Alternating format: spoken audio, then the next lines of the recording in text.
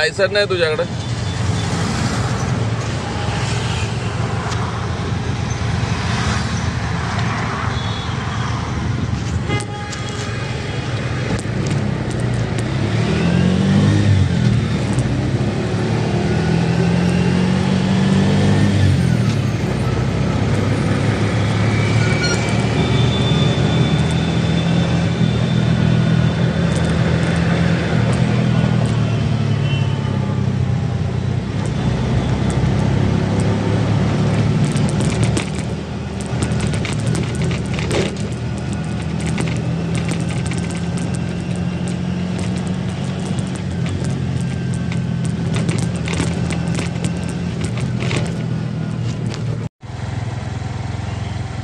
नवी मुंबई महानगरपालिका हे असलं हे प्रत्येक ठिकाणी ह्या इलेक्ट्रिक सायकली पडलेल्या आहेत आणि याच्यामध्ये पैसा हा आमचा जातो।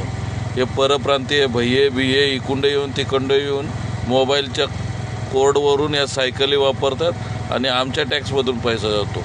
पुन्हा हे संपूर्ण गाड्या व्यवस्थित चालवत नाहीत, सिग्नल तोडणार, लेफ्ट राईट मारणार, रिक्षावाल्याला कट मारणार, गाडीला कट मारणार।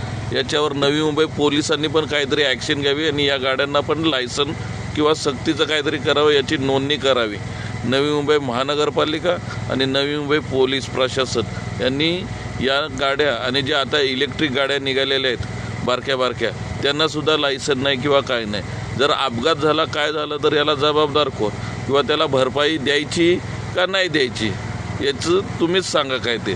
आणि त्वरित या असल्या गाड्यांच्या वरती रस्त्यावर चालतात म्हणजे यांना लायसन किंवा याच्याबद्दल काहीतरी सेफ्टी पाहिजे, यांना नियम पाहिजे।